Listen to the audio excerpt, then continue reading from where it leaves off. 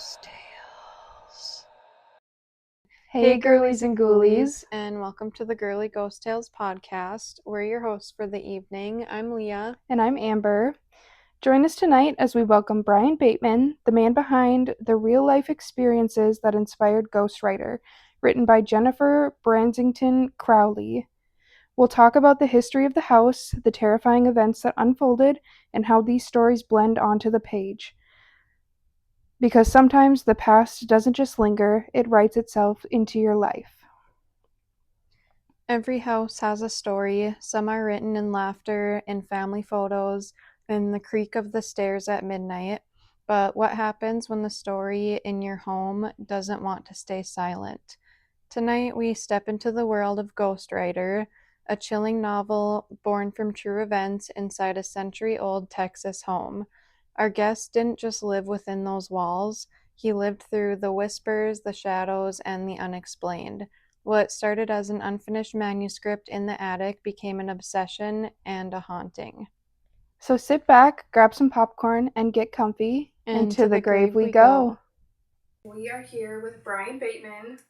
Are you considered like a co-author, or what's the right? I don't know. Kind of, yeah. I mean, I created the concept, but then Jim and I worked closely throughout the whole process to make sure that we brought a lot of the true stories that are behind this book into the book. Then it's fiction, where it's not like completely true. So it's like The Conjuring or the Amityville Horror, where it's based on true events, but you know, it like goes dramatized a little bit. bit. Completely off the deep end. I was like, if this book was like my house, like I would not live in this house at all. But fast forward to this house, I'll just let you know, one of the people that died in this house that I found out about was a former writer for the New York Times, for the Fall River News in Massachusetts. He was a writer for the San Francisco Chronicle, the Denver Post. Wow. He ended up writing here in Fort Worth for like 20 years for the Star Telegram. Well, he died in my family room on March 17th, 1977, which is St. Patrick's Day. Oh wow, that's crazy. So I immediately felt this connection to him, and his name's Harold Monroe. And when I found that out, I was like, and the crazy thing is, before I even knew about him and him passing away on St. Patrick's Day in the family room, like, you know, when my wife brought me to this house, like one of those things that I was like, I can see myself living here. It felt like I was home, and it pulled me here. And that sounds so weird, but like, it's almost like just my whole life. I'm 53 now, and it seems like, you know, everything I've experienced in my life has kind of led up to this point.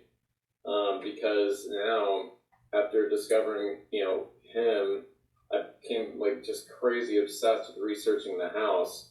And I also found out that he actually was researching the house when he was alive. And he actually got back to 1920. I got all the way back to the beginning in 1912 when I think the first people moved in. But he had that same passion for finding out who lived here. So it's like almost like he was using me too to finish out find out, like, you know, well, who else is here, right? Yeah. And that's when I discovered the Civil War history in this house, which is insane. But yeah, so it's like moving here has changed my life. And like, because after you're a stay-at-home parent for 20 years, my kids are all grown now. I was like, what do I do now? Like, I don't have any. I can go just get a job anywhere, but it's just like, that's fine. I wouldn't complain to contribute, but I feel like I need to do something that I'm passionate and good at. Did you all want to talk about some of the stuff that's like happened, or do you want to talk about the people that passed away first, or it's up to you? Whatever. If you have questions, just ask me. Yeah, did stuff start happening before you started researching, or did you research it first and then stuff started happening? I think, like, if I remember correctly, we did find out one person had passed away here before we moved in, and it was because I was doing some, like, just looking at the address, and somehow it came out to an obituary, and you know, and a find a grave or whatever. So I did find out that there was a woman named Martha Monroe. I said Harold Monroe. Martha was married to Harold, so Martha actually passed away in family room on October 31st, 2009. On Halloween. Oh my gosh. Oh Halloween. my gosh. Halloween, yeah. So, like, when you read my book, like, we reference if somebody passes away in the house on Halloween, you know. So, it's funny, too, because when people are going to read it, they're going to be like, oh, wow, St. Patrick's Day, Halloween, what's next? Christmas Day? You know, everybody's enjoying the holidays now. But interestingly enough, there was a lady that passed away in the house on December 26th, 1919. Oh my gosh. Day after Christmas. So Oh she my was- goodness. That's so weird. Yeah, and that's that ties into the Civil War history of the house that I'll tell you about. But yeah, so we didn't really know, and we were like, well, she was 93 years old.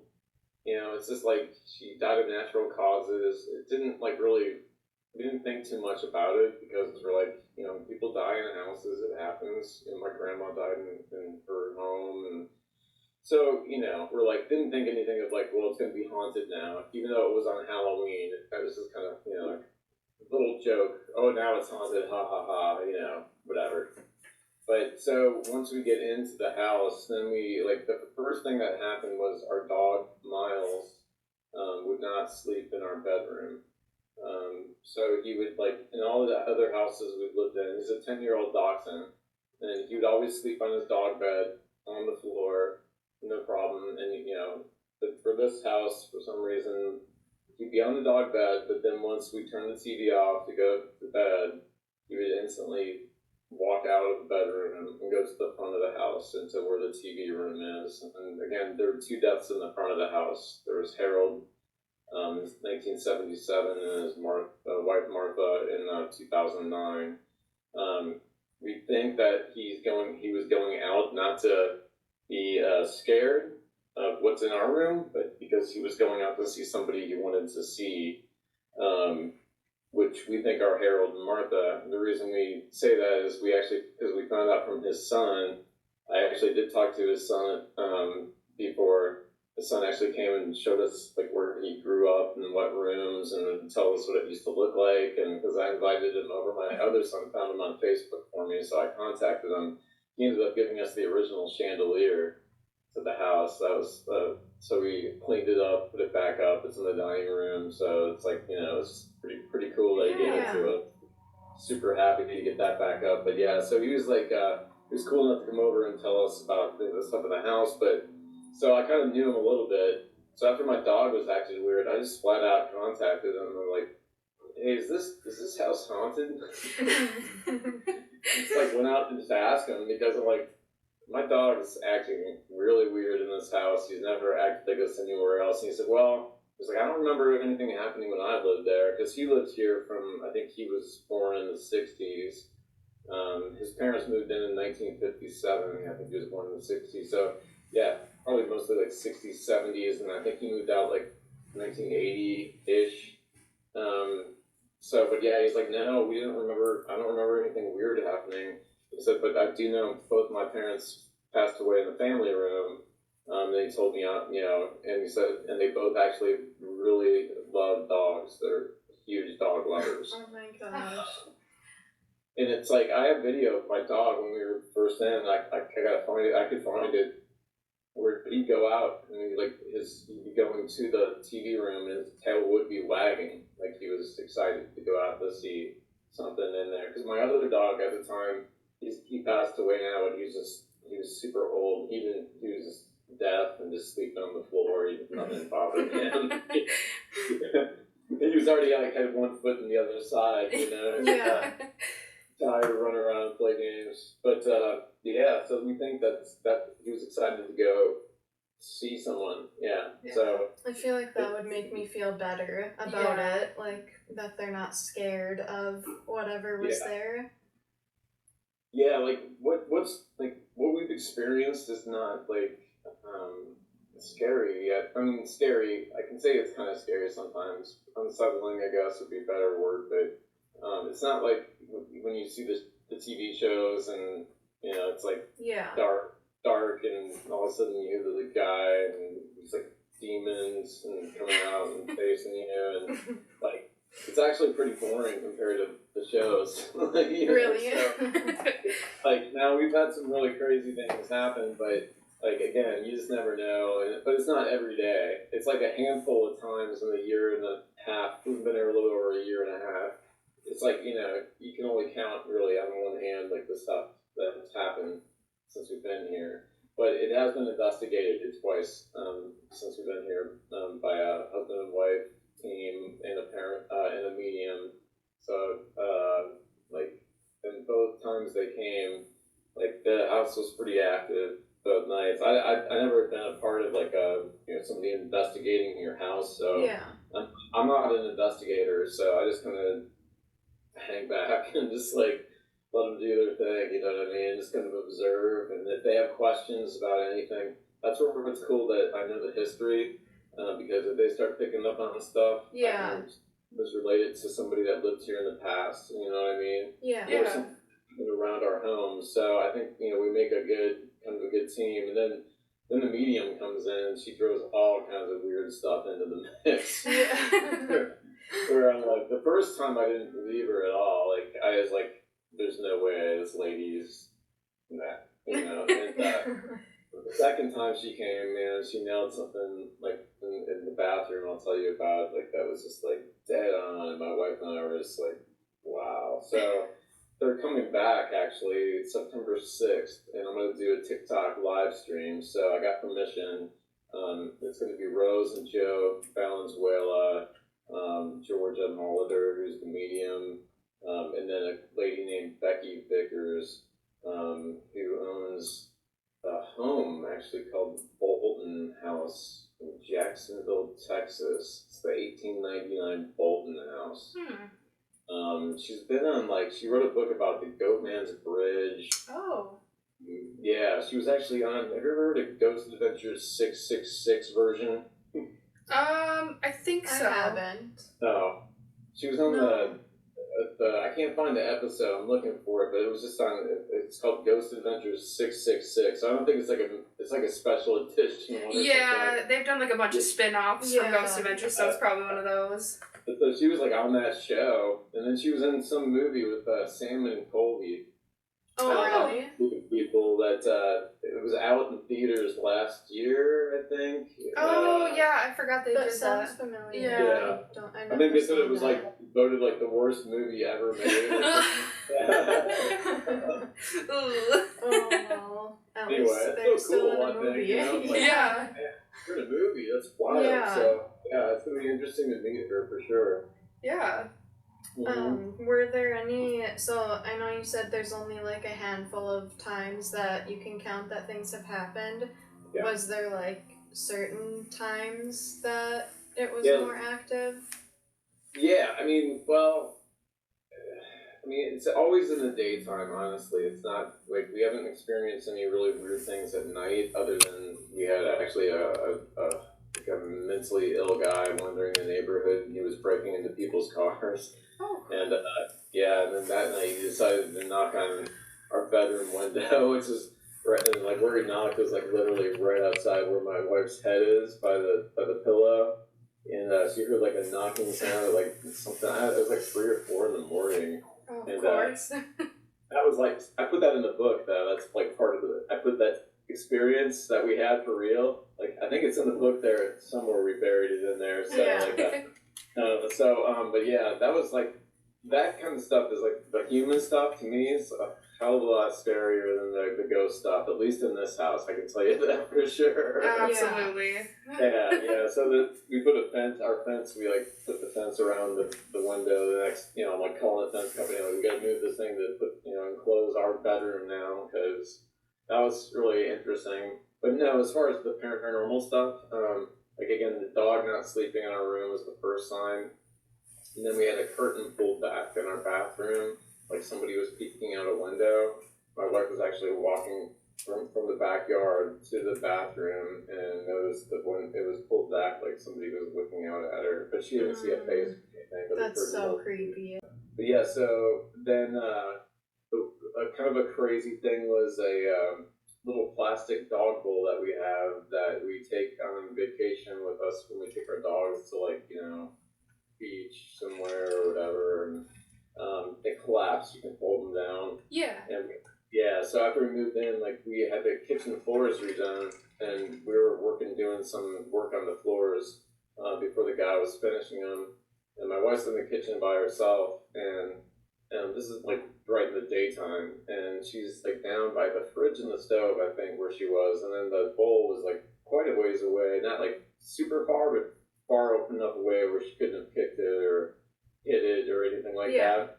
And she noticed, like, heard that sound and kind of looked over, and the bowl was like wobbling, and it got really fast, made that sound like at the end. Yeah. So that's when she got kind of freaked out a little bit and calls me in to I'm watching TV. I'm always watching TV. Christmas Day, I was talking about the lady that passed away December 26th, 1919. I don't know if this is related to that. The medium actually thinks the thing that's responsible for this next thing is that something called an elemental. Oh, yeah. I've heard of that, but I don't really every know time I say what that, it means. man, I cringe because I'm like people are gonna be like, what? And this guy's like, hey, because I don't know a lot about this elemental thing. So other than it's like a spirit of the land that never existed in human form, apparently. But yeah, that's what she said to me the first time she came. Like there was an elemental in the house, and I didn't believe it. And I think the interesting thing is so that was the first investigation was before Christmas, but then Christmas Day, that's when my son he had a plastic water bottle down on the coffee table, just like the drinking water bottles you get from the convenience store, like a Dasani, type or whatever, and he puts it down on the coffee table, and then we're all in like the dining room, our whole family, and he's getting ready to go home, and he's looking at his water bottle, and it's upside down on its cap, like balancing on its cap. Oh, and wow. so he kind of looks at it, just kind of shakes his head, and like my wife's like, well, that's weird, and so I thought it was my other son who was here playing a prank. Yeah. Because he knows about all this stuff, like going on. And I'm like, but here's the deal, like, even though I joke around and I used to write comedy, like, I'm the kind of guy, like, once you get to a point when I'm serious, like, don't cross it, you know what I mean? Because, like, when joking dad is serious, like, you better tell the truth. So I put them all through the ringer, like, I'm documenting this stuff. I will tell the story about this because if this is like real, I think it's incredible. Yeah. The room I'm sitting in now is actually the room was the last person to pass away in the house. His name was Walt. Actually, where I'm sitting right now, literally is where he passed away. His bed was right going out this way from the wall. Oh, wow. So I'd be sitting where his bed was. Yeah. The reason I know that is my neighbor was his caretaker, and my neighbor found him, so he told me where his bed was. I'm like, oh, thanks, man. Just what you want to know. Yeah, thanks. Thank you. That's where I sit and do the podcast stuff. Okay, this room we've actually had the lights, the cat ball lights go off in conjunction with the television being shut off. Oh. My wife was in here one day, so the ball was going off, the TV shut off, she turns the TV back on, ball goes off again, then the TV shuts off again. Oh my gosh. Wow. Yeah, she calls me into this room, and she was kind of like, oh my god, because like the TV's like it's a frame TV, it shows artwork, and we keep it on all the time, and it wasn't like we don't keep it on like there's no mode, it's always on, so it doesn't do like a screensaver thing or anything, because it is kind of the screensaver, because it goes plays through different pieces all the time. So yeah, like you have to literally hold down the controller for 2 seconds for the TV to shut off. So yeah, she was kind of like, oh my god. So I came into the room, and sure enough, when I walked into the room, like it felt really electrical, like really kind of weird, and the hair on your arms, kind of stands up. Yeah. And so it definitely felt, and she was like, yeah, we felt like this energy. I'm like, this is weird. So then it eventually just dissipated, and the ball didn't go off again the rest of the day. The TV didn't go off again. Actually, in fact, the TV hasn't been shut off again since, and that was like several months ago. So I should write the dates down, but I'm too lazy. do you think Yeah, they're but- trying to get your attention when things happen, like with the water bottle and like the TV? Or do you think it's just random? I was just sorry. I thought I might have saw a thing going, but now I'm all paranoid. I thought you were gonna say like, you saw like a person. Yeah, me too. So I don't know, but Walt did live here from 1980 something. So after Harold passed away in 1977, again Harold was married to Martha. They both moved in 1957, and then they had 3 kids in this house. So after Harold passed away, Martha had actually Walt moved in to the house. He was like her boyfriend basically. So they never got married, but they lived together until Martha's passing in 2009. So Martha left the house to Walt rent free for the rest of his life, as just a gift to him and a thank you for helping her and take care of her and that kind of stuff. And then he passed away in this room on February 3rd, 2023.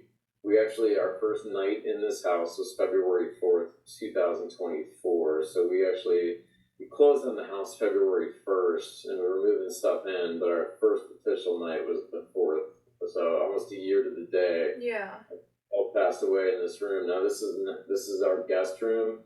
This used to be the main bedroom of the house, from the beginning, basically, up until we now use the second bedroom, which would have been like the guest room or the kids' room. When the guy renovated the house in 2023, he turned the sleeping porch, which was like a bedroom as well, but it just has a bunch of windows. But yeah, it was an actual bedroom. He turned that into our bathroom. So now there are doors to that, so we just turned it into our main bedroom, even though it's a little smaller because we can walk right to the new bathroom right off of it. Does that make sense? Yeah. I do like a home tour too, so I can take you on a home tour sometimes. Yeah. It's interesting, like the whole history of the house and stuff too. But yeah, so that's so he had lived here from the early '80s to 2023. So he's been here a while too, and I know the neighbors loved him. He was an older guy, unfortunately went through a lot of bad stuff. His after Martha died, he really I think did love her. He had a friend next door named Sam. And they were pals. I think Sam had moved in like 1988 or 1989 next door, and his wife was Julie. But Sam in 2017 went into the backyard and unalived himself. Like in the backyard. Like I know exactly where it happened too, because my neighbor knows where it happened. So, because he actually bought the house like not long after it actually had happened. I haven't heard the whole story about how that all came about, but it was pretty horrible. So Walt lost another friend. Yeah. Yeah. And so it just had to kind of suck for him, man. Just seemed like he was just some close people to him. You know what I mean? Yeah, a lot of tragedy in a short time, it seems. Yeah. So anyway, the dog bowl wobbling thanks to the stuff and the thing turning upside down, the water bottle. Mm-hmm. Anyway, they swore to me. None of them did it. I believe them. And then it turned out after the second investigation, the medium told us, well, because it was the elemental that was responsible for the water bottle, because they like to play like tricks or pranks. Oh, yeah. So did she say like I was like, what? is it like negative or is it just like I don't know. Like, okay. So she kind of gave us the impression that it was something that she wasn't necessarily horribly concerned about, but something you might want to get out of the house. But then I had another medium on TikTok doing it's so cool. I love TikTok tours because a lot of people like you guys jump on, you investigate. You investigate, right? Yeah. Yeah. So, and I don't know, are you sensitive at all, either one of you? I am for sure. I think I would say a both of little us. bit. Yeah. bit, like empath, like you have that. Yeah, for sure. I mean, it's cool because like a lot of people, like you guys sometimes jump on and like you'll tell me stuff like through like I had this one lady, like say a name like on a kid she thinks is in the dining room, and like now we have a name that we put to the teenage spirit who's supposedly in the bathroom. That's the guy that looks through out the curtains. Ray Roberts is his name. Oh wow. Ray actually lost his life on the railroad tracks across the street from my house in 1914.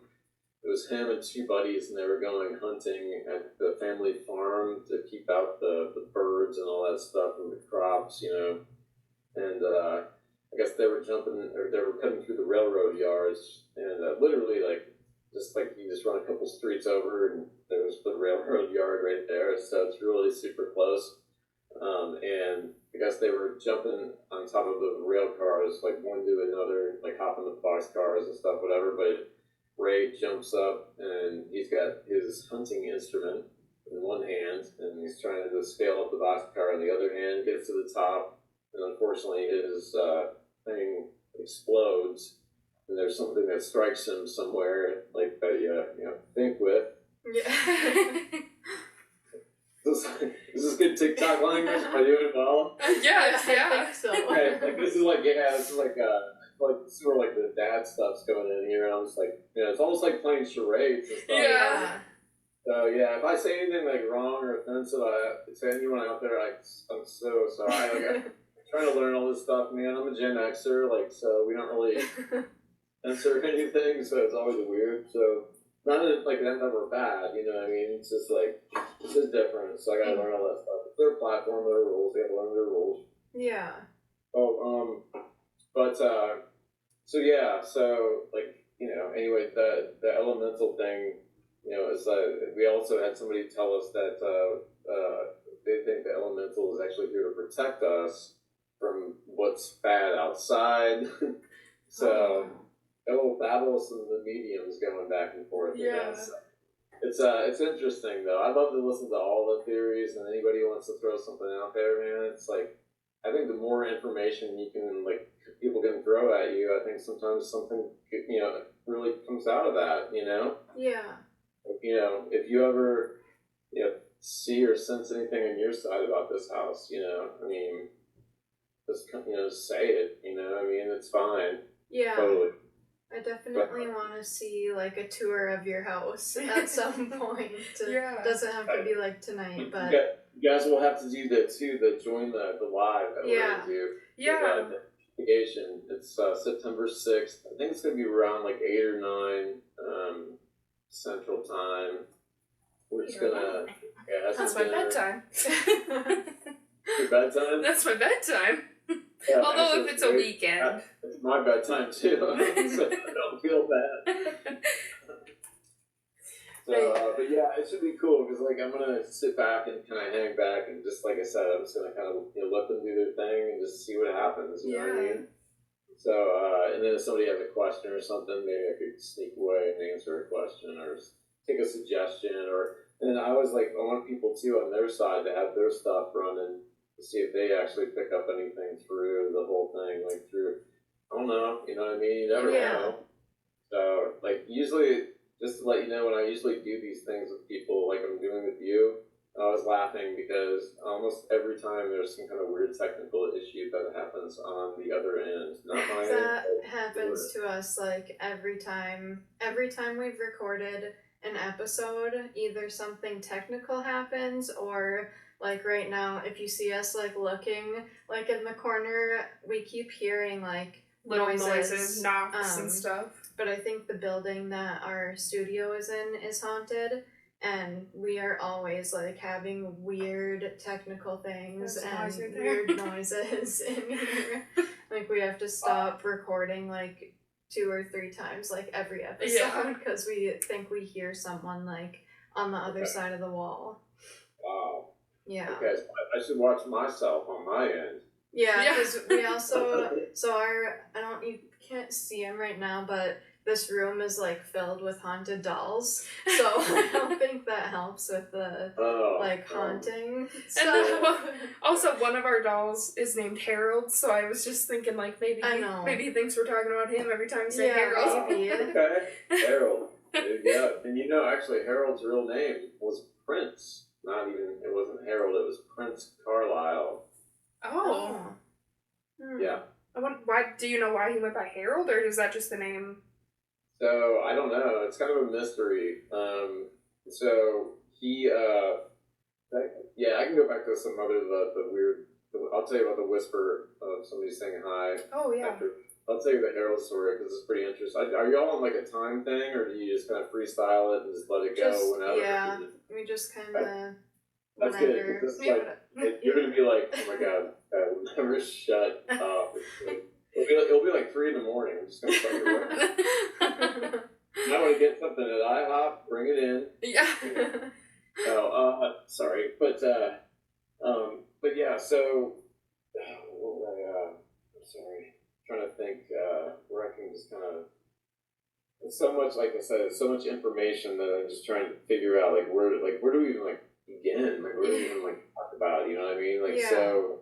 I can talk about the deaths, I can talk about the true crime on the streets, how all this kind of relates, but as far as the Herald thing, yeah, I guess I'll just tell you, because it is kind of interesting. It's just kind of long, so I'm sorry, I'm hesitating because I'm That's okay. Get in the weeds, but if y'all are cool with it, then yeah, so he was born in 1905 in Massachusetts, and he was born to the name Prince. It says Prince Harold Carlisle. Okay, which is still an interesting name. Prince, the name 1905 is probably very odd, I would think. Yeah, it doesn't. Yeah. So he ended up growing up there. I think he lived in Fall River, Massachusetts, and that's where Lizzie Borden lived. I was just gonna say that. Yes. Fall River sounds so familiar. We want to go there. I just did an episode on the Lizzie Borden house, so. Oh wow, interesting. So yeah, there's a little Lizzie Borden connection for you here. So so he actually, and the reason I know this is from newspaper articles. So this article was from a friend of his that worked here in Fort Worth at the Fort Worth Star-Telegram with Harold for his whole career basically, and then Harold died, of course. So this was in a memorial piece to Harold that he wrote. I guess that's where he got to know Harold, and so he started talking about some of the stuff he did in the past. And he talked about the Lizzie Borden case. I guess he was always fascinated with the Lizzie Borden case. Yeah. And he recalled, when he was, probably been 17, 18 years old, I think, maybe at the time. He was getting his first job as a writer for the Fall River News. But he saw her as an older woman walking down the street, getting taunted by school children, saying Lizzie Borden took an axe and gave her mother 40 whack. You know what I mean? Yeah. So he literally saw her and heard that, and then he passed away in my family room. It's just that's crazy. So we honor that little story by the book. My character finds a manuscript in the attic, and it just says Lizzie Borden took an axe and gave her mother 40 whacks, and so we tie little things like the reality of the true story into the book. You know what I mean? Yeah. So once you know the true story behind the book and you read it, you're like, oh, okay, I remember him telling me about that. Cool, So I think we did it pretty well. I was wove it all in. You know what I mean? So, so anyway, so he was married. He had 3 kids. He ended up working for the New York Times. And is that Harold? This is Harold, yeah. Hey Harold, how are you? Stay on that side for me, please. He's a good guy. He is. Cool. Yeah, cool. So anyway, so he ends up getting a job at the New York Times. He's married and he has 3 kids. And one year, I guess he breaks the story that DuPont invented nylon. Ooh. I guess it was a big deal that year. Well, I don't know if DuPont was too happy with them breaking the story because they were supposed to break it to the public at the World's Fair and make like a formal announcement to the world and everything. Now, this is where it gets weird because I don't know if this has anything to do with him being possibly threatened by DuPont because he didn't have permission to do a story. He just like had a source or something. Yeah. But he disappears for 3 years. So he's just gone. He leaves his wife, he leaves his kids, and just we can't find him. He's just completely gone. So, oh my gosh. and I found an article that said when they finally found him, it was like 3 years later. Yeah, and they found him in Texas, and he changed his name to Harold Monroe, and he ended up getting married to Martha and having 3 kids with Martha. So he just left his wife and kids, and then just... Wow, that's crazy. Oh my gosh. And I'd love to ask his son, but his son's like 70 years old, and like, I don't want to involve him in like this. It's none of my business, honestly. Yeah. What I read in the papers, and I can just speculate. And if he would want to tell me someday, that's cool. If not, I respect that too. You know what I mean? Yeah. That's really interesting. It's crazy, yeah. I mean, so, and again, I just feel so connected. I'm sorry, I told you I have COVID, right? So Yeah. I'm not doing cocaine over here. I'm like, my head is like it's so stuffy. It feels like it's gonna explode. Oh So goodness. I'm sorry. yeah, If you It's ever need to like end this or anything, just let us know. Yeah. no. It's like I feel way better than I did yesterday, man. Yesterday I was like totally bummed out, but yeah. So, but yeah, so anyway, that's the Herald thing. So why did he? I would love to know. Wouldn't you? Like, Yeah. why? Like, that's got to be a pretty hard thing to do. Even if like you can't stand your wife. Like, you got 3 kids, and he was a religious man apparently too. So Oh yeah. we have a couple more medium theories on Harold and why he's here. I'm convinced he's here. I'm convinced, like without a shadow of a doubt, there's a connection with him because this book exists. And this book would have never existed. If we didn't move into this house, this wouldn't have happened. I don't have the skill set to write a book. I wrote comedy. I wrote like parodies and sketches and commercials and like just little things that just, you didn't have to worry about like chapters and spelling and grammar and, I just don't, and I don't have the patience, honestly, to like write something that long. So, but again, like, without me moving into this home, like I'd still be lost. I had no direction in my life still, like being like, okay, what am I going to do? And I felt like that for like, until we moved here. Like, it's like I was just like lost, So it's so amazing to now have that spark back to that creativity that I already have like 6 books planned in my mind. I just get the author to agree to write the second one. Yeah. So she actually hates scary stuff. So yeah, that's another interesting story. She writes kids books and like rock star romance kind of books and stuff. Ooh. So she was like the only author I really knew, and we used to work together in Cincinnati, Ohio, like over 30 years ago. And I'm a friend of her brother's, Mark, and so that's how I knew Jen was writing and stuff. But I didn't keep in touch with Jen, just Mark. But so I call her up out of the blue basically, and I'm like, hey, I have this idea. Hey, you want to write a book? Yeah. So she said no the first time. Actually, she said I like the idea. It's we could probably think of something, but I hate scary stuff. I don't like the paranormal.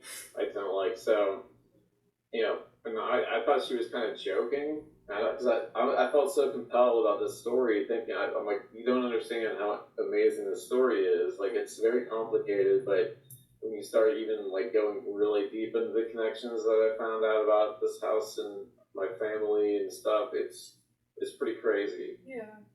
So, like, she finally was like, fine, I'll do it. And she went out of her comfort zone. I'm like, I don't even know what the hell I'm doing, so I'm way out of my comfort zone, I'm just like, I've never written a book before. I'm just like, I can tell you stuff I have ideas for, And so that's what I'm good at. I'm good at throwing out the ideas that, and then she's good at saying, okay, this is insane. We can't do this.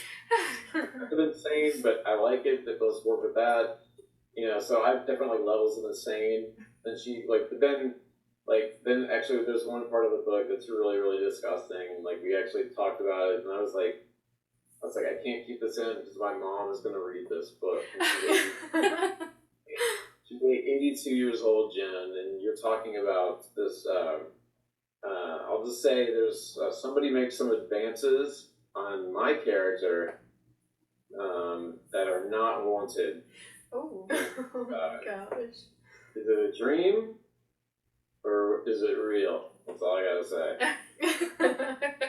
That was a scene that I had to tell my kids about it beforehand. My kids are cool though. They're all my oldest son's a musician, an artist. My middle son's a hippie. And my daughter is the sweetest. She's a school teacher. She's so amazing, so sweet. So they're the coolest. So I can just throw anything out at them. They're used to my insanity and for their whole life. I raised them, so yeah. They're kind of my biggest I can throw things by them and but yeah. So I told them about that too, and yeah, they were like, yeah, that's pretty gross, So. Now I'm interested to see what. Yeah, now my son's reading the audiobook, so he decided he's going to go ahead and just read it himself, and he has to read that, so I'm so proud. Yeah. You have to read that, dude. That's disgusting. It's so gross. I think we're going to change his name. He's not the real, we'll say his name's something different. Yeah. So he doesn't have that shame on his resume. I was looking for the audiobook. I was going to try to listen to it, but obviously it hasn't been done yet. It's a lot of work. I actually had a lady that I was really trying to get. She lives in San Antonio. Her voice was so great, but it just didn't work out. And then, I was going to have my daughter do it, but time-wise, it didn't work out. And then, so now my son's just he was going to do all the audio anyway. We're going to put, sound effects, and we're going to actually put sounds from real past investigations in our house on the audiobook and pan the speakers, and we're going to have whispers that we've caught in real investigations and put them in the speakers and have them go left to right and left to through the book while you're reading and or while it's being fed. So it's more of an experience, especially if you have on the headphones. Yeah. Yeah, because I listen to a lot of audiobooks, or I don't, my wife does, and I just hear them, and they're always then the man stole the Yeah. the song. This is so boring. At least throw a little bit of energy in that, and you're reading it's like a horror novel, you're just then he killed, unalive with this app, I don't know, but would you want to hear just a little sound effect and somebody running or Yeah, that'd be so cool. Especially if it was actual footage that somebody caught in the house too. Yeah. That's what we're gonna do. Yeah. So, but it's a lot of time, a lot of work, and so we'll be done someday. So, well, I just ordered your book on Amazon, so I'm excited to read it. I'm excited to read it too. Yeah. If it sucks, Jen wrote it. If it's awesome, that's the part I wrote. I saw some reviews on Amazon, and they were all great reviews. So I got a really horrible one. I did see the one bad one. Oh, I feel like there's always going to be one. You know what's funny about that one? So I post all the good ones and the bad ones because it's you know what, you took the time to say it, whatever, throw it out there. But it's kind of funny because he actually, or she, whoever it is, compared my sucky book to The Shining, which they hated too. Yeah. Oh, really? And you're comparing my sucky book to The Shining? Dude, that's I think isn't that the most successful? Yeah. I was gonna say that's So I'm man, that's good. That's a good thing. I'd be happy company to be with Stephen King. Really? Yeah. They obviously just don't like that genre. Right. Yeah. So man, it's all good. It's cool. I sometimes you suspect maybe they didn't even really read it, and there might be other motives involved. But it's cool. Whatever. I mean, there are so many good people out there, man, that I've met that have given some really honest reviews, and they said it. reminds them of the Amityville Horror and The Conjuring, and it's a dark book. Like I said, for somebody that was scared to write a scary book, she just went out of her wheelhouse and went crazy. So I'm hoping she's gonna realize that maybe she's like a new horror writer. Yeah. She graduated from the EW Script School. I mean, she's a writer. She's written several books. Again, not in this genre, but I mean, she's like her books are easy to read.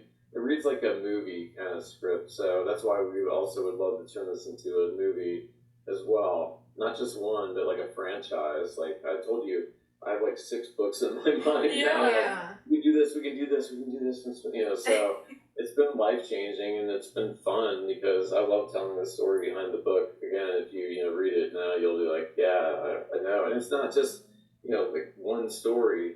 I mean, I think we have 3 of the stories in the book are based on the true crime. And then several of the little haunting things that happen in the book have happened in our house, like the curtains and the dog bowl. We did have scorpions at our house in Frisco, not like in this book. I will apologize for the scorpions. It went a little crazy on the scorpions. So like it's like instead of spiders, we decided like okay, because everyone always goes crazy on spiders. Mm-hmm. So we're like, let's just go. She did scorpions. I'm like, you know what? I actually used to have scorpions in my house, Jen, in Frisco. So that's perfect, So and I think there was a scene. I think there's a part in the book, a scene somebody finds a dead scorpion in a salad bowl, and that actually happened to us in Frisco. Oh my god, gross. That's like, I visited Oklahoma. It was a while. It was like back in 2016 or something, and that was the person whose house we stayed at. He was like, just so you know, scorpions all the time. And I was like, oh God. Gosh, yeah. Yeah, scorpions are kind of like, man, like the first time I tried to kill one, I tried to just use a fly swatter, and I didn't know they had that hard, crusty shell. Yeah. Like the plastic fly swatter, I was like, hitting it at the top, and it got stuck to the thing. It's like, I was like in slow motion, and it was like stuck. Oh my god. I cannot. It like flew, and it didn't even like do any damage to it. Then it started like crawling again. It was, oh my god. I was like, I literally had like the highest pitch scream I've ever had. You know what I mean? So, yeah. But so again, like, we put like the real life stories of the past and stuff a lot throughout the book, and but yeah. So the let me see. I think so. We told the Harold story. Let me go to the first person who passed away in the house, and then I'll tell you what happened in the room. So, like I said, once I found that connection to Harold, like I went nuts on the studying of newspapers.com and Ancestry. I joined all that stuff. I paid for it, and I still have it. I still use it every day to try to find more stuff out.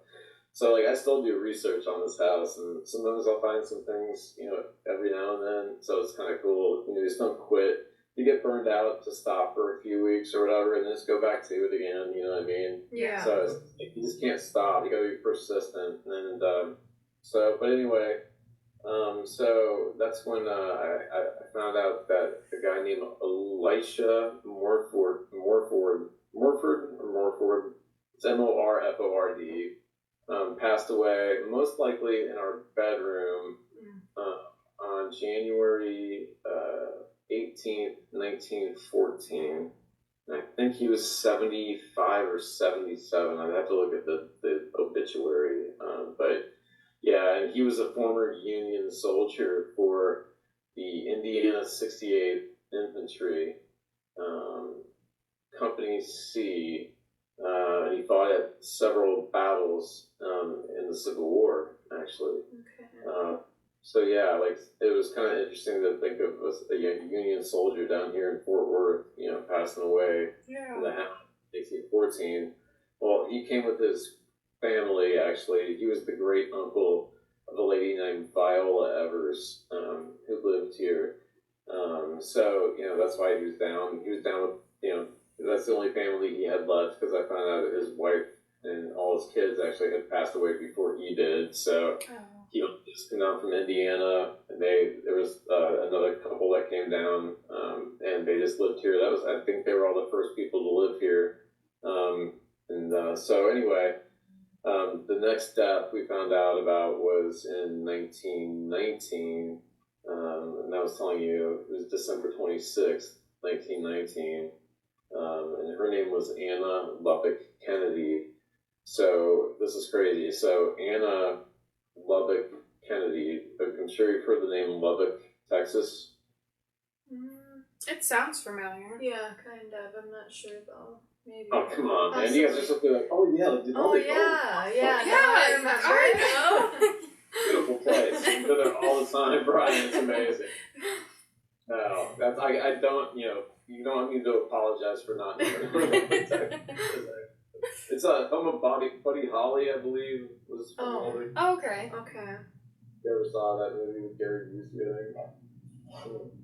Anyway, I'm really old, so sorry. Man.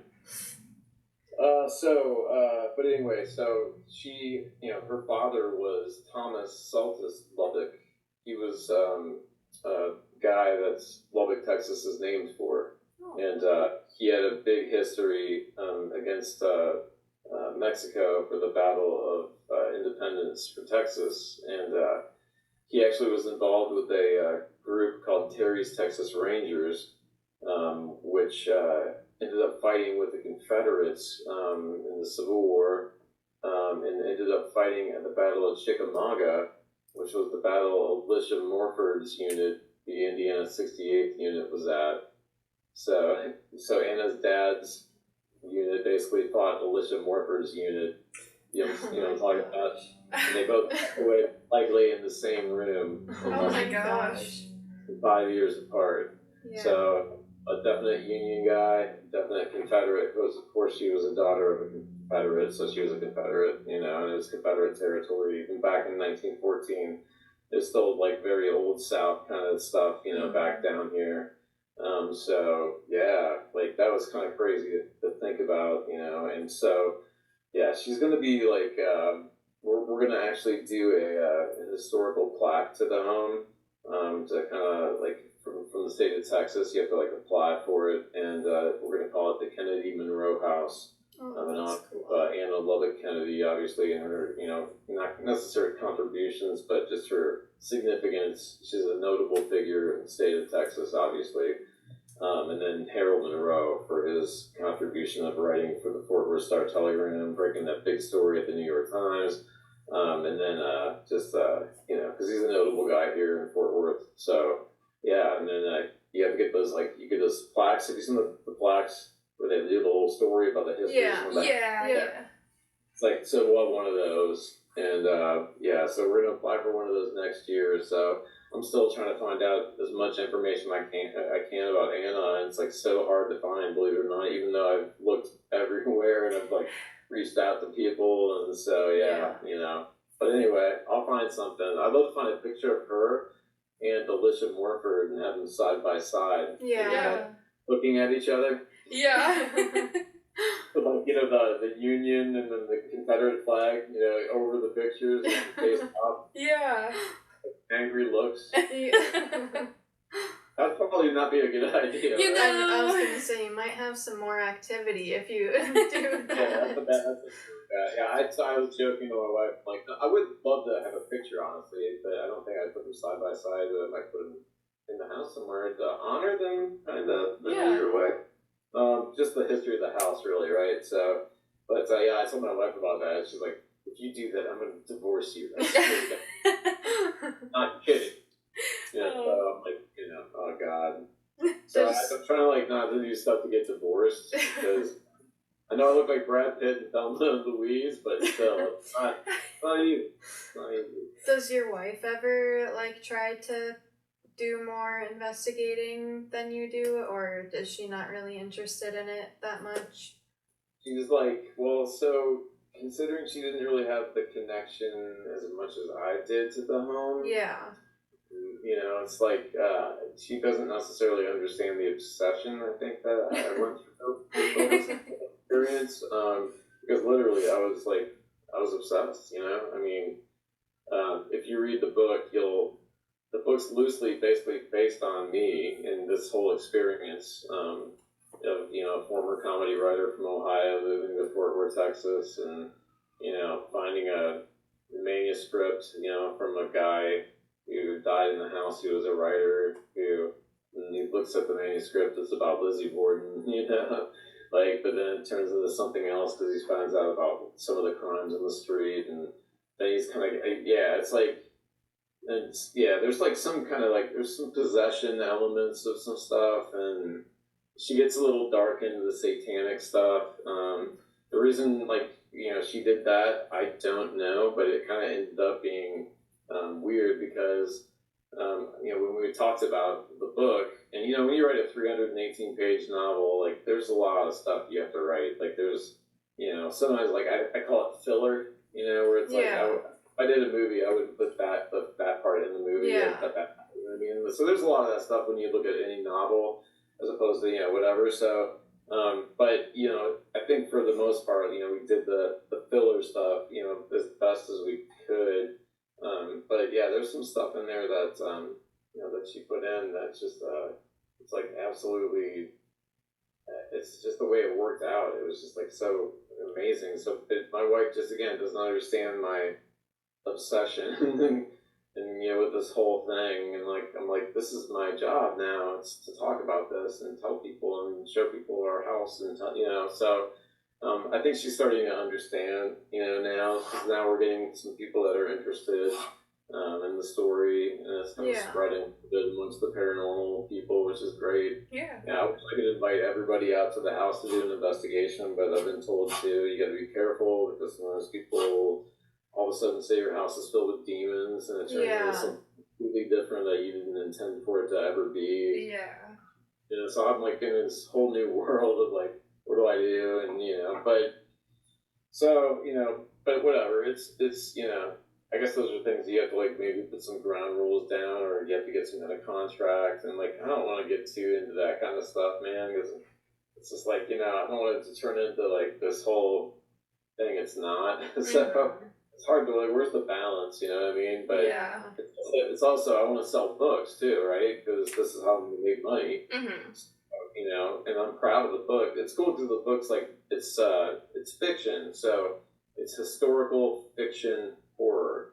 So, again, it's not, it's, based again on true stories and true events, but it's just, it goes insane. Like, again, my wife was not happy with what happened in the book with me and her and our relationship. I don't give any spoilers, but we had a few marital bumps here and there, let's just say. Don't we all? But yeah, so she just, anyway, to answer your question with my ADHD brain coming back, here I am. No, she doesn't like to investigate very much, and I don't have the patience to investigate at all. So like I said, that's why I called somebody to come out, because I'm not an investigator. So, but it was like weird, because like, but who are you gonna call? Ghostbusters. So I started reaching out to people that had podcasts in the area. There's a podcast called Haunted AF here in DFW, and her name's Julie. She actually responded to me, and then a lady named Rose responded to me, and Rose is the greatest. She actually was a ghost tour guide at the Fort Worth Stockyards, and she knows all the history of the stockyards. She knows all the ghost stuff of the stockyards. She lives in Burleson, Texas, which is like 20 minutes from where we are. Home of Kelly Clarkson. Come on, yeah. Like Clarkson Town, man. I was just there not too long ago. It's actually a cool little old town, man. I love it. So, so she lives there. So, but yeah, we really connected really well. And her husband, investigates with Rose, and then that's where they had Georgia, the medium, who I think had a near-death experience, from what I understand. And after that happened, that's when she had developed abilities. I had to sit down and talk to her, though. I didn't really talk to her. I didn't get to know her very well again, because I didn't believe her. Like, the first two investigations, until she almost nailed a name almost exactly. There used to be a lady on hospice who lived in our bathroom named Dolene. When Georgia was here, she said the name Doreen, and she said she was really sick and she had heart issues. Well, yeah, it turned out we found out the name is Dolene, not Doreen. But she did actually have 1 or 2 open heart surgeries, and she had terminal cancer that she wasn't treating, and she was actively dying back in our bathroom. Oh, wow. Where the medium said that, where she was standing when she said that, was where Dolene's bed was Oh in that room. My neighbor confirmed with me. Wow, that's crazy. Do you think that you would have like more activity and more things happen if you specifically were trying to communicate with them more? Yes. Yeah. Have y'all ever been on one of my TikTok lives? I've caught a few of them, like a few minutes. Okay, like in this room right now, especially probably this one and then the couch in the family room.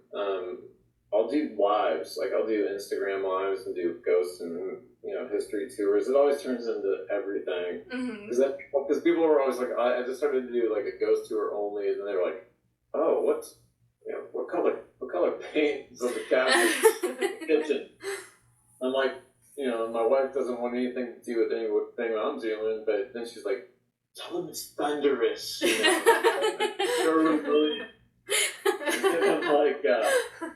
I'm like, so then anyway, I heard really, a dog, it was not there, a thunderous, but Sherwin-Williams, and, God, I could lose my train of thought, and like, so, but anyway, it's like, if I just did that, then people would be like, tell me about the ghosts. Yeah. So it's like, if I just kind of like let it just kind of happen spontaneously and see where things go. But yeah, I will have those ghost little cat ball thingies go off during tours. I will ask them to light them up before I do any of these tours too. I'll say, hey, Walt, Martha, if you're around, light it up. I mean, it may happen tonight behind us. So. Okay. I was gonna say earlier, I thought I saw that light behind you kind of too. like it got like darker. dimmed and yeah. Like a couple minutes ago. Not that one, the other one to your, I guess I don't know, your right side? Yeah, that one. Mm-hmm. Yeah. Okay, so yeah, I don't know. And like sometimes like it will go off and I won't even know because I'm sitting here yapping, looking all the directions, but yeah, so I mean it happens, and it happens sometimes when you say the names, and yeah, it's crazy. And so actually TikTok Live caught one the other night when I was talking about Walt, and then the thing was going off, and they usually stop after like 10 or 15 seconds, and then you have to touch them again for them to go off. This one was continuously going off. It was just kept going and going and going and going and going. It was just like, I thought it was not functioning, but then it finally stopped, and then it didn't go off again. And then like later that day, then I was like, I did say Walt, and then it went off. Actually, after I said Walt. So yeah, I've had to respond to Walt, Martha, Elisha, and Sam. And Sam is the guy that was friends with Walt, again, who unalived himself in the backyard in 2017 next door. Yeah. So,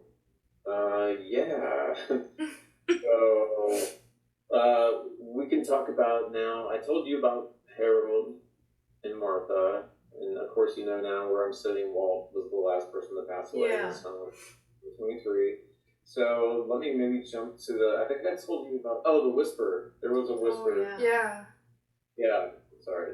There was a bug on the doorway, but it's just actually, there's like a paint smear where we missed. Oh, that's weird, because did you just see that bug? Yeah, because there was just a bug on the screen too. On our iPad that we're like FaceTiming on, a bug just like, did you see where it even came from? It looks like it crawled out of the iPad. It was like flying over here, and then it like fell down, or it like came down over here, but it just came out of nowhere all of a sudden. Yeah, that was weird. I don't know.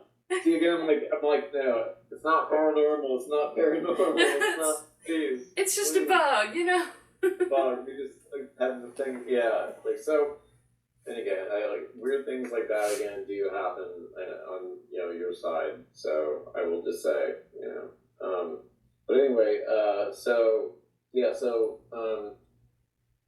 when I was doing the again the research on the home, unfortunately when we started coming across some of the things that have happened by our home. On the opposite side of my house, not the one where the guy unalived himself, but on the other side of me, I found out in 1911 a girl named Irene Lauterbach was 16 and she passed away from typhoid fever. Oh. Yeah, now that house doesn't exist anymore. The original house, I believe, burned in the late 70s. And Harold, Yeah. I see you, Harold. Well, tickle his feet. You might right be there. the way. We're good. Oh, There you go. oh my gosh, that was weird. Yeah, I do. So, okay, now let's see, I lost my train of thought. I was talking about other people that, okay, so we find out, things that happen. So, yeah, she was next door and passed away in 1911. And then we found out in 1998, I was good, it was 1998. There was an 18-year-old who was living with his dad and his grandmother at his grandma's house. And I guess he got kicked out or something. And he didn't like it too much, so he decided to unalive grandma with his bare hands. Oh, wow. Oh my gosh. And apparently, like, they found some satanic symbols in his bedroom, according to the newspaper article. I don't know any more about that. I don't know. I haven't read like police reports or investigations or whatever. It's just what I came across in the paper, and I just was like, wow, that was 2 doors down. That's crazy. So, and then the year after that, in 1999, we found out a couple houses down from that one, and across the street, a couple in their upper 60s was unalived. Somebody kicked in the back door, unalived them again with hands and things that bludgeon, and that is still an unsolved crime here. Oh my gosh. I think I see a cat ball lighting up. I saw like a color on your wallpaper. Like it looked like pink. Did you see that? I saw like a flash. Might be that light. That might be the Edison light. Oh. Is that off? Oh. I'm gonna turn it off. Like this. You know what I mean? Do you see that flashing at all? No. No. Alright, I'm just gonna keep that light up so if these do flash, we'll see better. You know what I mean? Yeah. Yeah. Did your TV screen, like, did it switch to a different picture? Maybe that's what it was. Oh, you know what? Yeah, that might be that too. Okay. Yes. That does go, and so the light does sometimes shift from the art picture. So yeah. So hey, if anyone wants to light one of these up, you can go ahead and do that. Feel free. Please do it. I'm lighting up the different ones. I actually had one time I was doing an Instagram live tour, and we had 2 of them they were going up at the same time. Really? One on the table and one on the sofa. And like that's the first time that ever happened since I've lived here. So I was like, wow, So like when you say names like Martha and Walt and Sam and Viola and George and I didn't even tell you about George. He's like supposedly in the dining room. It's like a kid that was from the 1850s. We don't know why he's here because the house was built in 1911. But this was Comanche territory, so there were settlers all over the place. So he was part of a settlement that was around on this property. We don't know. Yeah. It's the kind of thing we're still trying to find out. The medium also said that there was a woman that unalived herself on the property, either in the home or just it was before the home, but it was on the property. Oh my gosh. She said that with a rope. Oh. But I can't find anything. Like I've been looking, like I'm like I can't find anything. So we're gonna kind of dig into some of that kind of history to see if we can find out what this possibly was. This land, specifically where my house is, like earlier, So yeah, there's all kinds of crazy stuff, man. Yeah, it sounds like the land I there is apologize, like there's a lot. cursed. Yeah, because like there's supposedly Martha haunts our kitchen. We call it the kitchen witch because she died in Halloween, but we do it in a loving, joking manner. Yeah. And like the second time the people were out investigating, Rose and Georgia, my wife, had that thing that talks and says names and stuff. Goes in the kitchen with his equipment, and all of a sudden the thing said, "The witch is here." Oh my gosh. Oh my gosh, I love What's Martha. As the witch is here, the kitchen stuff's going off. The pot's going. Yeah. The thing in the floor that he had stopping, like somebody's walking over it, and it was almost in a way like but not a bad way. It was like the witch is here. Yeah. Yep, I know what you call me. I am here, and it was like the kitchen was going a little nuts. Oh my gosh, I love and that. the Rose, and they didn't know we called her the kitchen witch. Yeah. So it was even kind of more interesting because I was like, oh my god, do they know? Like, we call her the kitchen witch? She's like, no. So again, could it be coincidence? It could be, but again, I don't believe in coincidences anymore. I don't either. Yeah. I know that, so I know you said that you don't have, like, the patience to do, like, ghost hunting and investigating. Right. Have you ever, like, just used the Ghost Tube app on your phone and just, like, left it sitting? Yeah. Okay, so what I've been running this whole time is this something called the necrometer. Okay. I've heard of that one, yeah. They told me, like, at a ghost hunter person, because Rose and Joe invited us down to their world in Burleson, and I was so embarrassed because I loved the history of the buildings they took us in, but it was part of, they do actual investigations, right? So my wife and I were just kind of more just like watching, and everyone's doing their stuff, and they have all the stuff, and I think I almost fell asleep at like midnight. So I'm just like, I just don't know, I just don't have the patience to just like, So, but these things, these little apps, somebody did tell me like, okay, just, you don't have to do anything, just let it run. So anything that's like, I don't have to do anything, I'm going to run it. So I've been running this thing like the whole time we've been doing this, so I'm not sure like I haven't looked at anything it said, but I don't even know how to like get to the history of what it said this whole time, but I'll try to figure it out, and if it says anything wild or interesting, I'll definitely send it your way, for sure. Yeah, we use so I haven't used that specific app, but we have one called Necrophonic, which is kind of like a spirit box, like it does the AM FM thing, but then we also use the one that's just called Ghost Tube, and that one just like says words. It's not like you don't decipher anything. But if you pay like $3 a month for a subscription, you can add your own words to the word bank for it to pick from.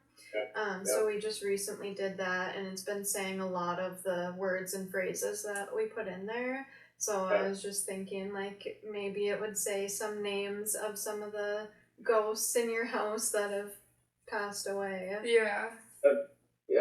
mean, definitely. I can't wait till they come back again now, because like I'm getting more familiar with the stuff, so not that I'm turning into this full-fledged investigator guy, because again, after like a minute I'll be like, oh, this is cool, all right, okay, I'm gonna go and get something to drink, But I kind of know a little bit more about what they're using, because I know like Rose always uses stuff that isn't attached to like the cellular network or whatever. She puts it in plane mode, and then she's got one that's not even connected to anything like that. I forget the name, but so they're all serious, man. They come out, they do like a prayer, like a full prayer before they do stuff. That's what we need to start doing. So it's like they're serious, and I love it because like they're serious, and like I wouldn't have called them if I wasn't serious, man. It's just like it's definitely been an interesting experience. I mean, for sure. You just never know what's going to happen. It's just like a story that's just continuing to kind of write itself, because who knows what else. I hope nothing bad happens, but Yeah. maybe Zach Baggins will be here someday, and they'll be like, "It said demon," and it's like, "Dude, it's a demon, dude." Yeah, I was gonna say, like, since you just moved in 2024, like, I wonder what else is gonna happen. Yeah. Especially the more and more that, like, people come and investigate, and the more that, like, you are interested in it. Yeah. I mean, I'm going now, like, I want to know what's on the land, and like, so I love like the more people that can come out and like if they have more expertise and stuff that I don't even know about and can't find, or they have databases I don't have access to, or they can find clues to help like kind of figure stuff out too. I think it's and that's why I actually really love those ghost shows, man. It's not so much the all the scary parts. But most of the shows do really a great job on the research of the places that they go. Even Ghosted, for how hokey sometimes he can get and some stuff. It is entertainment. Yeah, they do a lot of research. Yeah. Yeah, like, I think the research that's is interesting so too. deep. It's like I can't like stress it enough. Like, do the research because it helps answers questions to what's going on now. It really does. Yeah, and then it can take you into different stories and different directions that have nothing to do even with what might be hauntings or, like I was telling you about the Civil War connection with the house here. Like, we don't know if Anna's here or we don't know if Elisha's here. We haven't sensed them necessarily. Maybe Elisha, possibly, but we don't know that there's a residual haunt or something intelligent in the bedroom because we did catch 2 whispers of someone saying, "Hey." In the bedroom. It's just like, hey, it's like very clear. Nobody was in the room at the time. They had to like review the footage. Again, why I'd never do it. Sitting here like, for like 5 That's hours. annoying doing Yeah. It's like, how do you have patience like that, man? It's amazing to me. But yeah, so they caught 2 hays on both, or a hay on the first one and a hay on the second investigation. And those are months apart, but it was like in the same spot. So now I'm like, well, is that maybe a residual thing there? So, and then the TV in our room did turn on by itself as well. So that has happened in that room. And again, did turn on by itself as well. So that has happened in that room. And again, there's the spirit of an older man in that room and is grumpy. And I told her, it's me. It's just your energy. Yeah. It's your energy being a residual haunting to I yourself. use that joke, I think, every time I do it to her. It's like, yeah. No, but she said, like, so there is a grumpy old man, not a harmful guy, but just is grumpy, and I'm like, oh, that's great. So, the old man, and then the teenage kid we think might be Ray Roberts for some reason, because his friends came here to call the ambulance when he accidentally unalived himself in the boxcar in 1914. And the reason I also say that, during the first investigation, Rose had that thing that says the words I was talking about, and it said the name Roberts, plural, Roberts. And I have it. I posted the clip, and she's on the floor, and it's going to make a noise, and then she says, "Roberts?" And she like points to, I think, her husband, and then she says, "Roberts?" And then goes and says, "Robert," singular, not plural. And I think she thought maybe like it was like Roberts isn't the first name, Robert the first. So, but now, like, this many months later, like, I was doing this TikTok live to her, and this ghost medium lady was like, she said it was a teenage male. And then I started thinking about back to Ray Roberts was 15, and his friend came and get to my home to call the ambulance. So maybe his spirit also was running back with them that day, or somehow was attached to. There was a light on this house, or they knew this house had the phone. Because a lot of people didn't have phones in 1914 still, so not everyone had them. But I think this house had one, from what I can decipher from that article. So I don't know, but yeah. So again, she saying that it was a teenage male. It got me thinking to that story again, and then I remember Rose actually caught the name Roberts during the investigation. That at that time, we had I didn't put anything together at that time, right?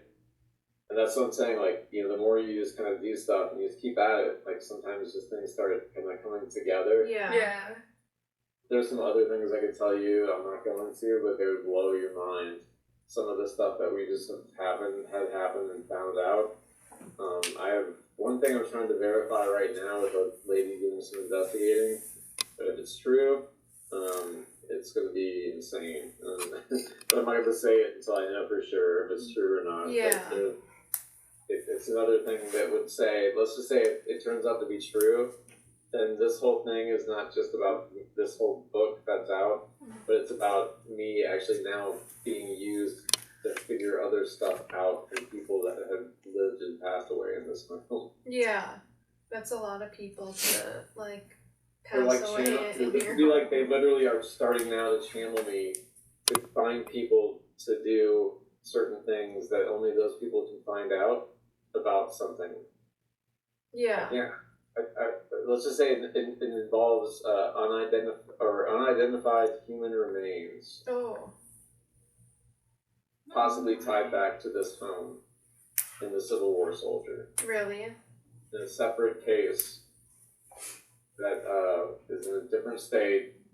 That I have somebody that's like actually was doing a separate investigation and not even like talking or doing anything about this situation.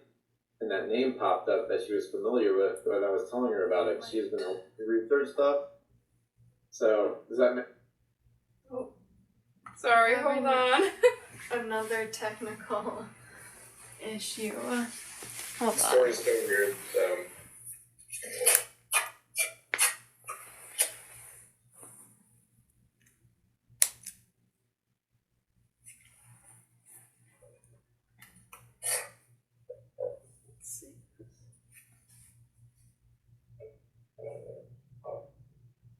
Still not charging though. That's weird. The other ones are all charging. Hey Harold. Come on, Harold. Friday night, Harold. Come on, let's have some fun. Fix it. Maybe. I wonder if this one would reach over there. Maybe. Alright, let's try it again. Come up there.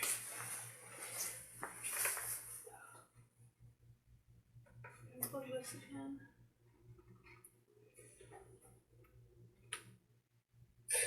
There we go. Okay. Harold? Thank you, Harold.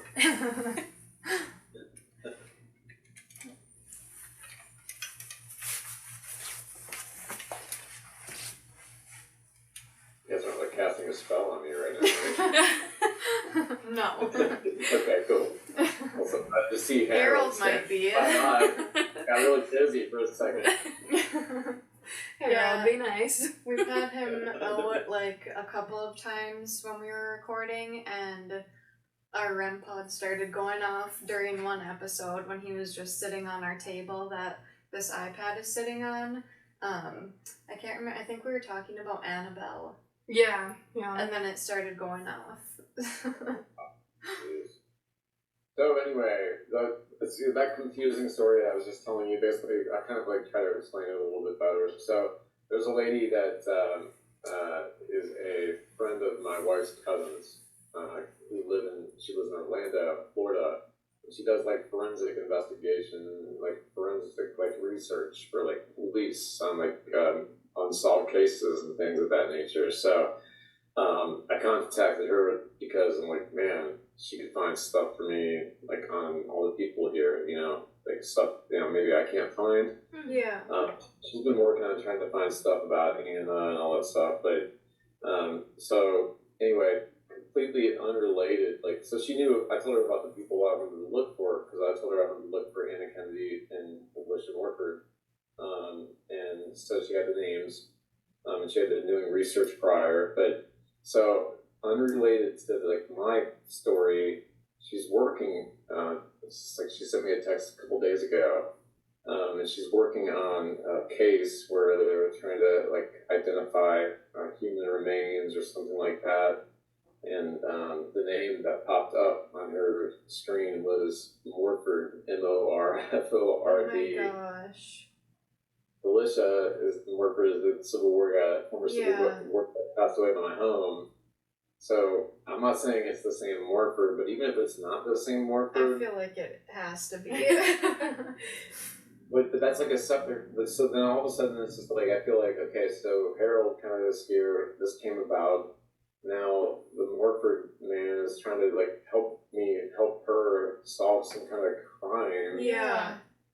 Because now she's like, oh my God, Morford. Now she's like, oh, who is? Now she's fascinated and like she couldn't believe it. Mhm. So if that turns out to be connected, even if it's not connected, it's still another weird coincidence. Yeah. And maybe that will be solved based on just the name alone, because now she has a little more interest or like, you know what I mean? Like, so Yeah. I don't know. It's, but Yeah, man, that's really I'll, weird. I'll let you know if we find any relation to Elisha and if they could solve that crime or whatever. Yeah. That would be crazy. That would be crazy for sure. So, okay, so the other crime that happened in 2020 on the block down from the one couple that was unalived in 1999. This girl was 4 years old. She actually was unalived by her mother, who said that the reason she did it was because if she didn't do it, something worse was going to happen to her daughter, which I don't know what that could be, but obviously she suffered from mental illness. There's probably situations with daughter should have never been in a house, and just a horrible, horrible thing. Horrible tragedy.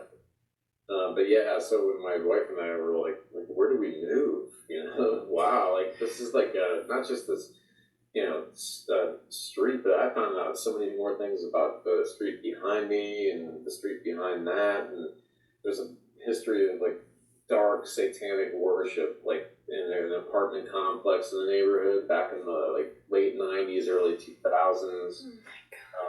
Gangs, drugs, crime. It's not like that now. It kind of fell apart in the 80s, 70s, 80s, and then, kind of started getting better after they designated this neighborhood a historic district. So people kind of started moving in, fixing the houses back up, saving the houses. Because all the houses in the neighborhood are typically, most of them from 1890s to the 1930s, probably on average. That's cool. Again, Yeah. yeah, it's like when you walk in this neighborhood, it's wild. It's like walking back in time. It's like it's just house after house after house after house. Like you see a Victorian style in a four square and a cottage, bungalow like mine, and just a lot of just interesting old houses.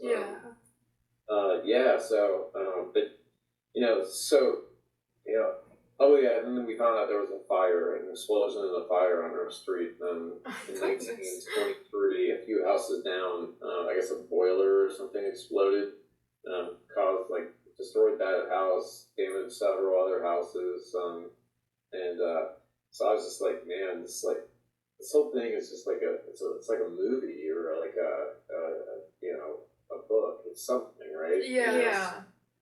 That's when I started thinking. That's when I ended up contacting Jen, where I told you about the whole weird thing that this book even exists in the first place. But it is called Ghostwriter. I'm going to go ahead and read you a little bit just so you can kind of now laugh about. Now you'll know what the book is about. It's basically about this whole situation in my life and what we've experienced. But in real life, I don't do the things that I do in this book. Yet. Yeah, I think if we were there, I feel like I would be investigating nonstop. Yeah. On Ghost Tube with the REM pod, trying to talk to all the ghosts that are there, like my Martha. Martha's out of town a lot, so I'm home a lot alone, and it's not that I'm scared, but man, I don't know. Sometimes it's just like it can get a little freaky when you're by yourself. Yeah. It's so. Yeah, I don't really do that stuff, man. I do have the cat balls, but even I don't even keep those in our bedroom at night. Oh yeah, I'd be scared if I saw it out of the corner of my eye. Oh yeah. At night. Yeah. Oof. Yeah. Sometimes they do go off too, like in the bedroom. I actually left one there by accident one time and then went off at like 5 o'clock up in the morning. Oh. My wife was so mad. And I actually had one in the bathroom about a month ago now, and I put it on this bench, and she's getting ready to take a shower, and it started going off, and she's like, "Get that out of here!" Yes, dear, I'll be right there. You know, so I didn't make that mistake again. I put that in there when she's out of town, you know, and then that's the only thing that's close enough to the bedroom where I might be able to see it go off at night. So, but then that's kind of creepy too when you're like sitting. Yeah, Like, that is. Looked like a police, you know, siren outside. Yeah. Like, you're like, okay, wait, who's here? Who's touching that? This is like, yeah. So I don't know. I try not to do a lot of the investigation stuff on my own. But anyway, all right. So here's the book. This is what the book's about. I'll do the book plug here before I sign off and go get some rest. Again, I apologize for. Because I had my eyes, my ears, everything's congested. I'm kind of a mess tonight, but anyway, all right. So when Ryan O'Connor and his family moved to Fort Worth, Texas, they thought they found the home of their dreams. A struggling comedy writer, Ryan finds new purpose in a mysterious manuscript that's discovered in the attic. But as he uncovers the dark history of his home, street, and those who live there, curiosity turns to obsession, and Ryan learns that on Henley Avenue, the dead don't move on, they move in. I'm excited That sounds to read great. that. Yeah. I know, I'm really excited.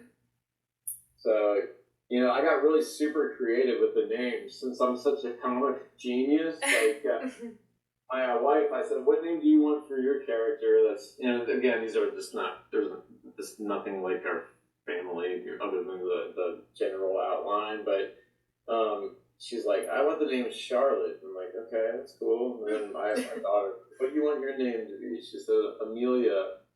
I'm like, cool. And they're like, what's your name, Dad? I'm like, how about Ryan? Brian and Ryan. Yeah, my real name's Brian. So I came up with Ryan. Like, it was horrible. I don't know how I ended up using that. Like, it was so not creative and just so lazy. So yeah, it's Ryan O'Connor, the Irish laid off comedy writer guy that thinks that now he's found his big break through this book. This will be the New York Times bestseller, right? Mm-hmm. So, you know, we'll wait. You gotta wait and see. Ooh, I heard that. Yeah. Don't know weird. what that was. So our studio, so me and my husband have a store that's like downstairs, so we're in the upstairs right now, but this building used to be JCPenney's, so there's a main floor and then an upstairs where we are right now, and then there's a basement, but before that, didn't it used to be like a nunnery or something? Or well, like something weird. It's so the. What town are you guys in? Where y'all live? We're in Minnesota, in a small town, northern Minnesota. Yeah, Grand Rapids. Cool. Not Grand Rapids, Michigan, because that's Yeah, like the we only get- Grand Rapids people know. But yeah, it's really small. I hate him. Yeah, The so building's old. yeah, It's really old. Like, so the mall, it's like part of the mall now, but this building was just here by itself, and then the mall was built around it, so I don't even know how old it actually is. yeah, I have no idea. But we did find some of the dolls that we have in the basement, and they were very negative. Yeah. We got rid of, like, one of them already, but I don't know who left them there, or, like, why they were down there, or anything like that. But I think that's why we always hear stuff up here, Yeah. too. Okay. Wow, that's great. Yeah. Yeah, so no, I heard that for sure all Yeah. the way here in Texas, man. So No that was cool. idea. No Yeah. idea what that was. Yeah, that was weird. Mhm. But yeah, so anyway, the book, it's on Amazon. It's $15 for the paperback. Again, this is historical fiction horror. It's based on true stories, several true stories. But again, if the book was real, I wouldn't be here. Right Yeah. at all, you know. So I laughed like after I read this. I'm like, man, like, oh no, I don't look at the bathroom windows in my. These are actually the bathroom doors for my. They're going from the bedroom to my bathroom. Oh. So we actually used the real bathroom doors in my bedroom, for the book cover. Yeah. In the book, you can imagine that things might happen behind those windows, but if that happened in real life, I would be kind of freaking out. Yeah. And then the paperback is $15. We made the Kindle edition $3.17 in honor of Harold Monroe. Without Mr. Monroe and me moving into this home, I would not have a new purpose and direction in my life, and for that I am eternally grateful to the man. So, it's a great connection. I feel it's an amazing connection with the guys. So, and then we also, if you read the book, the Amazon Alexa goes off at 3:17 in the morning. We chose 3:17 not because it's just like The Conjuring and it's scary, although it's just like The Conjuring and it's scary. No, it was more to honor Harold again for March 17th. Mm-hmm. And then the songs that play through the Alexa that go off on its own, one of the songs I picked was actually published in 1911. It's called Alexander's Ragtime Parade, I think is the name of the song. This is this creepy old song. And that's the song that goes off on the Alexa at 3:17 a.m. That song is from 1911. My house was built in 1911. Yeah. That's that makes so sense. cool. Yeah. So, once you, again, I would love to do, a book club where people actually, just know every detail, and I'd love to just tell them, this is because this, there's a character involved in the book based on the lady that was on hospice in our bathroom. Of course, nothing, I don't know these people in real life, and I'm not ever gonna try to be derogatory or anything bad about the people. It's just there really was a lady that was on hospice in our bathroom. If that's true. But I'm hospice sometimes to me is scary for a lot of people. Because if you ever had a relative or somebody on hospice, man, it's not a fun thing. No. But it's because my dad was on hospice, and it was kind of scary. Yeah. So I'm okay, let's take the hospice thing and make the ghost, this hospice ghost, but it's also based on that character is based on my sister. I think she was a teenager now that I remembered. She was at a church with my mom, and she got locked in a room with an older lady that had Alzheimer's. Oh. And my mom left her locked in this room with this lady for an hour and a half. Oh my god. Oh gosh, I'd be so scared. Let her just sit in there. Didn't even come to get her, just was doing whatever mom was doing. Oh my god. She really petrified. So I'm just hey, free OxyClean too with purchase. Really, really good. But no, so I incorporated some of my personal stories of things that happened when I was younger, and we really thought it out. It's not just another book. It actually has a lot of meaning behind a lot of the parts. So hopefully it's not too Ethan Hawke finds a mysterious manuscript in the house, and she went with the manuscript thing because we wanted to incorporate the Lizzie Borden. Because we thought that was cool. And the thing about this is actually a real writer that passed away in my family room on St. Patrick's Day. You know what I mean? So it's that's actually all true. So it's that's what I think makes this book special, because again, when you see books that are inspired by true events, it's cool, but this book's inspired by a lot of true events. Mm-hmm. Yeah, I'm excited all to in all in one house and on one street. Mm-hmm. Yeah. Well, we'll definitely link your the Amazon link onto our show notes. Thank you for coming on. Yeah, thank you so much for having me. I totally appreciate y'all for doing it. It's amazing to be on, and I would love to do it again. Yeah. Down the road in the future. Yeah, and for sure. Best on your endeavors and whatever you guys decide to do, and just keep having fun, keep doing it. If you end up hating it, then don't do it anymore. If you have a passion for it, do it, and it's good things will happen. If it's patience, persistence, hard work and connections, and I think you guys are doing great. Thank you. We appreciate it. Harold, have a good night, Harold. Don't show up in my house tonight, my man. He's coming with us ghost hunting tonight, so. Yeah. Okay, well, I hope he brings you lots of luck. Thank you. Thank you. We'll definitely Good night, keep guys. in contact. You too. Thank you. Bye. Thanks, girlies and ghoulies, for joining us. Come back next week for stories about haunted schools. Make sure to follow our socials linked in the show notes and email us your ghost stories and anything paranormal at girlyghosttales@gmail.com. If you want episodes 1 week early, live ghost hunts, Tarot Tuesdays, monthly giveaways, and exclusive bonus content, join us on Patreon for $5 a month. New episodes release every Friday at 6 p.m. Central Standard Time. Until next time, and remember, if you hear a whisper in the dark, it's probably just us. But just in case, keep your lights on, your doors locked. Remember, the veil is always thinner than you think. Good night.